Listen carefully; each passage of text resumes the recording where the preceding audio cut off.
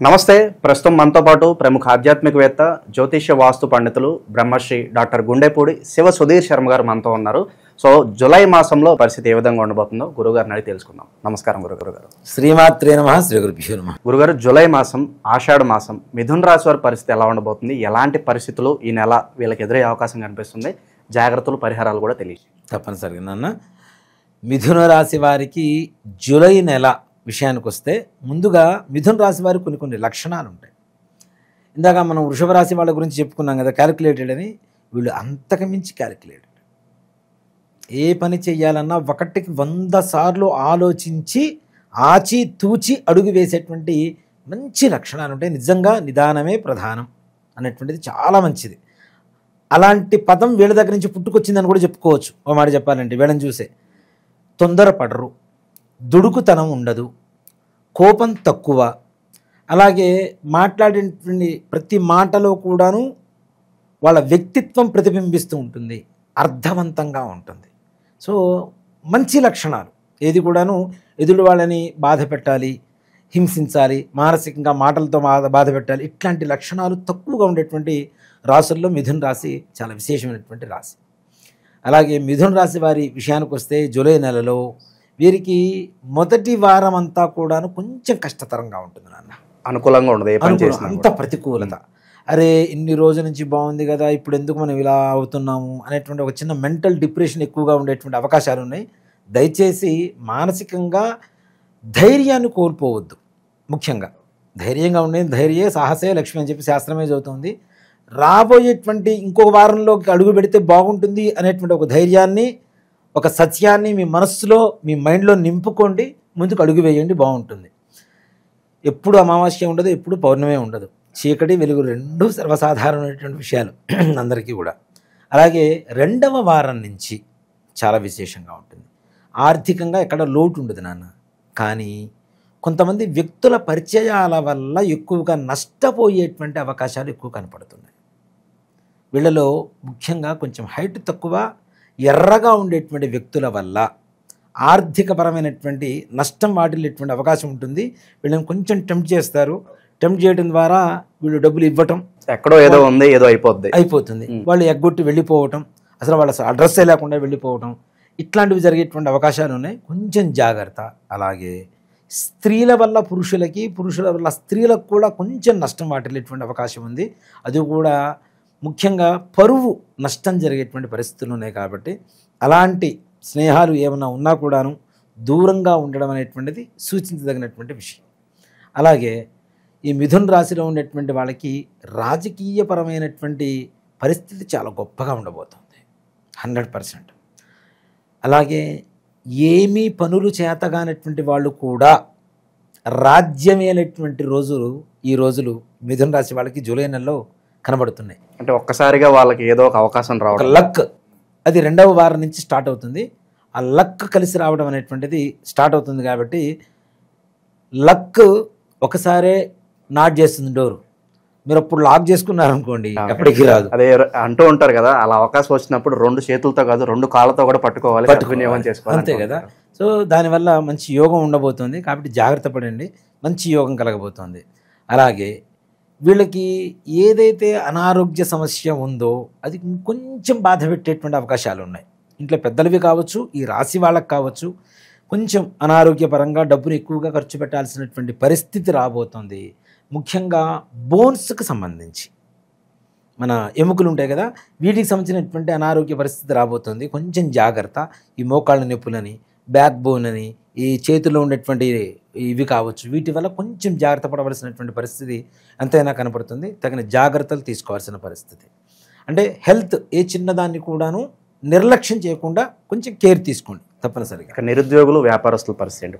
నిరుద్యోగస్తులకి ఉద్యోగం 3వ వారంలో రాబోతోంది తప్పనిసరిగా. కానీ వాళ్ళు ఊహించినంత స్థాయికి మాత్రం రాదు. మనం చదువుకొని ఉంటాం, కానీ చదువు తగ్గ ఉద్యోగాలు ఎక్కువ మంది చేయట్లేదు ఈ రోజుల్లో. నాకు తగినంత ఉద్యోగం రావట్లేదు కదా అని చెప్పి వచ్చిన ఉద్యోగాన్ని వదులుకోకండి. అవకాశం చిన్న అవకాశమే, అది రేపటి రోజున వైకుంఠ ద్వారం దాకా తీసుకెళ్ళొచ్చు, స్వర్ణమయంగా ఉండొచ్చు. కాబట్టి వచ్చిన అవకాశాన్ని సద్వినియోగపరచుకోండి, నిర్లక్ష్యం చేయకండి. చిన్న ఉద్యోగమే కదా, నేను చదువుకున్నా, అంత చదువుకున్నా, ఈ ఉద్యోగం చేయడం ఏంటి, ఇట్లాంటివి ఏం పెట్టుకోకుండా వచ్చిన ప్రతి అవకాశాన్ని చేజిక్కుంటూ ముందుకు వెళ్ళండి. తప్పనిసరిగా ఉద్యోగ సమస్య తీరుతుంది. అలాగే ఉద్యోగం చేస్తున్నటువంటి వ్యక్తులు, ప్రభుత్వపరమైనటువంటి వాళ్ళు కావచ్చు, లేదంటే ఇక ప్రైవేట్ పరమైనటువంటి వాళ్ళు కావచ్చు, ప్రమోషన్స్ ఆశించకండి. ఈ నెలలో ప్రమోషన్స్ మీకు వస్తాయన్న ఆశ పెట్టుకొని రాకపోతే బాధ ఎక్కువ. కాబట్టి వాటి మీద పెద్దగా శ్రద్ధ చూపించడం కానీ ఏం చేయకండి. ప్రమోషన్స్ కాకుండా ట్రాన్స్ఫర్స్ కూడా మీకు ప్రతికూలంగా ఉండేటువంటి అవకాశాలు ఉన్నాయి. అనుకూలం కాదు, ప్రతికూలంగా ఉంటాయి. కాబట్టి ట్రాన్స్ఫర్స్ వచ్చినప్పుడు ప్రశాంతంగా వాటిని అవాయిడ్ చేసేసేయండి. హాయిగా నెక్స్ట్ తదుపరి వచ్చేటువంటి వాటిని ఏదైనా ఉపయోగించుకోవడానికి అవకాశం ఉంటుంది. ఆషాఢ మాసం అయినప్పటికీ గురుగారు శుభకార్యాలకి ప్రయత్నం చేసుకోవచ్చు అంటారా? తప్పనిసరిగా నాన్న. ఇక్కడ పూర్వకాలంలో అంటే ఆషాఢ మాసంలో పెళ్లి చూపులు చూడాలన్నా, పెళ్లి సంబంధాలు మాట్లాడుకోవాలన్నా, ఇంటి రిజిస్ట్రేషన్ చేసుకోవాలన్నా, ఇట్లాంటివి ఇల్లు కొనాలన్నా, అడ్వాన్స్లు ఇవ్వాలన్నా ఇచ్చేవాళ్ళు కాదు. ఇప్పట్లో ఆషాఢ మాసాన్ని అడ్వాన్స్ని ఇవ్వను, నేను పెళ్లి సంబంధాలు చూసుకోను అంటే ఈ అమ్మాయిని ఎవరో ఒకళ్ళు చేసుకొని పోతారు, ఈ అబ్బాయిని ఇంకోళ్ళు చేసుకొని పోతారు, ఆ ఇంటిని ఇంకోళ్ళు ఎవరో కొనేస్తారు కదా. కొంచెం త్వరపడాల్సిన పరిస్థితులు ఇప్పుడున్న పరిస్థితి, అంతకుముందు ఉన్నటువంటి పరిస్థితులు కాదు కదా. అంతకుముందు ఇళ్ళు ఎక్కువ ఉండేది, జనాభా తక్కువ ఉండేవాడు. ఇప్పుడు జనాభా ఎక్కువయ్యారు, ఇళ్ళు తక్కువైనాయి.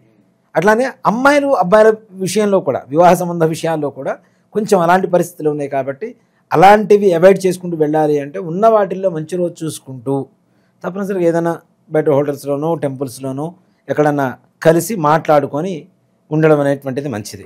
వైవాహిక జీవితం పరిస్థితి గురుగారు, వైవాహిక జీవితం కూడా భార్యతో చిన్న చిన్న గొడవలు వస్తాయి, కానీ తొందరగా సమసిపోతాయి. ఈ చివరి వారంలో చిన్న చిన్న సమస్యలు వస్తాయి, కానీ ఇద్దరి మధ్యలో మరలా అండర్స్టాండింగ్ పెరుగుతుంది, అవగాహన పెరుగుతుంది. తద్వారా ఉండేటువంటి చిన్న చిన్న సమస్యలు కూడా తొలగిపోతాయి. కానీ ఖర్చుకు ఎక్కువగా ఉంటుంది, ఆదాయం తక్కువగా ఉంటుంది. కాబట్టి అంతకుముందు దాచిపెట్టుకున్న డబ్బును కూడా నిదానంగా, ప్రశాంతంగా 1-2 సార్లు ఆలోచించి స్టెప్ వేయండి. ఖర్చు పెట్టడం కూడా నిదానంగా ఖర్చు పెట్టండి. రాజకీయపరమైన వ్యక్తుల గురించి చెప్పుకున్నాం. అలాగే విద్యార్థుల విషయానికి వస్తే విద్యార్థులు కూడా తప్పనిసరిగా ఉన్నతమైనటువంటి మార్కులతో పాస్ అయ్యేటువంటి అవకాశాలు కనపడుతున్నాయి. కొంచెం శ్రద్ధ చూపిస్తే చాలు, ఇంకే రకమైనటువంటి ఆలోచనలు అక్కర్లేదు వీళ్ళకి. తప్పనిసరిగా మంచిగా ముందుకు వెళ్ళేటువంటి అవకాశాలు ఉన్నాయి.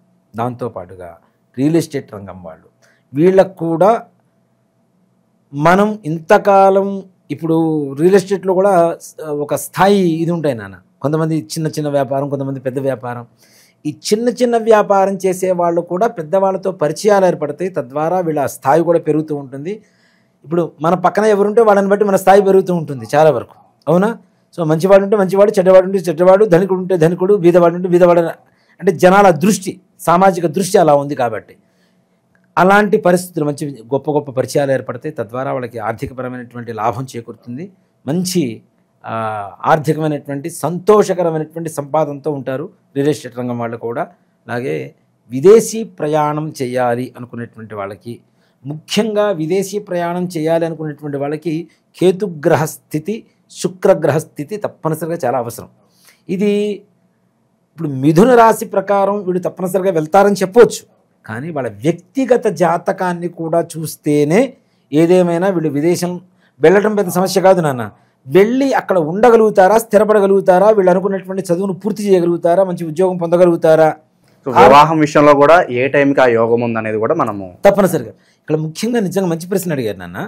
వివాహం అనేటువంటిది చాలా ప్రధానమైనటువంటి అంశం. ఒక ఉద్యోగం పోతే ఇంకో ఉద్యోగంలో చేరతాం, ఒక స్నేహితుడు పోతే ఇంకో స్నేహితుడు వస్తాడు కదా. కానీ వివాహ విషయం అలా కాదు కదా, జీవితంలో ఒక్కసారి చేసుకునేటువంటిది కదా.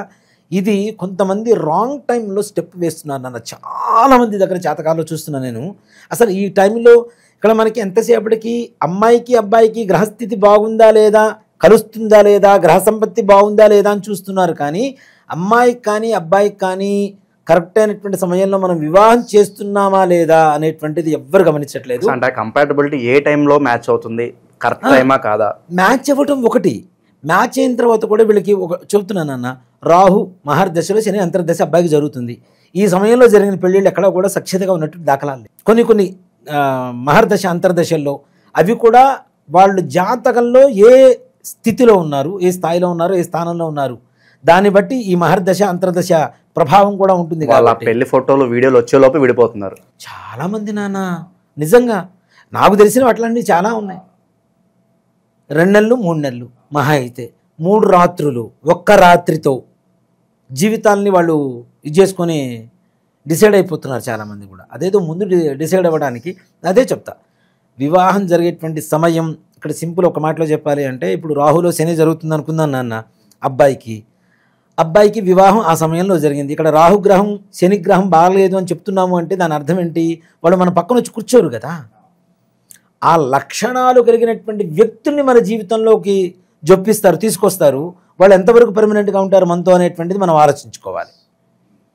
ఆ మహర్దశ అయిపోగానే వాళ్ళు వెళ్ళిపోతున్నారు, అవునా? సో కాబట్టి అది జరిగేటువంటి వివాహ సమయం ఏదైతే ఉంటుందో మహర్దశ అంతర్దశలు కానీ వాళ్ళ గ్రహస్థితి కానీ ఇది కూడా పర్సనల్గా వాళ్ళ జాతకం చూసుకొని మాత్రమే ముందుకు అడుగు వేయండి. కాబట్టి అలా చూడకపోబట్టే ఇప్పుడున్నటువంటి రోజుల్లో ఎక్కువగా డివోర్స్ అనేటువంటిది మనం చవిచూస్తున్నాం. బాధలు పడుతున్నారు, కొంతమంది అడ్జస్ట్ అవుతున్నారు, అబ్బాయిలు అడ్జస్ట్ అవుతున్నారు, కొన్ని చోట్ల అమ్మాయిలు అడ్జస్ట్ అవుతున్నారు. అసలు అడ్జస్ట్ అవ్వలేనటువంటి జనరేషన్ వచ్చేసింది ఇప్పుడు. సో కాబట్టి ఇప్పుడు జాతకాలు అనేటువంటిది దృఢంగా చూసుకోవాల్సినటువంటి పరిస్థితి తప్పనిసరిగా. పితృదోషాలు ఉన్నాయని చెప్పి చాలా వరకు కూడా అడుగుతున్నారు. అవునన్నా, పితృదోషం, స్త్రీ శాపం, వీటి వల్ల అత్యధికమైనటువంటి బాధలు అనుభవిస్తున్నారు. ఇలాంటి వాటికి ఒకటే పరిహారం చూస్తుంటాం, one and only solution, remedy అనుకోవచ్చు అంతే.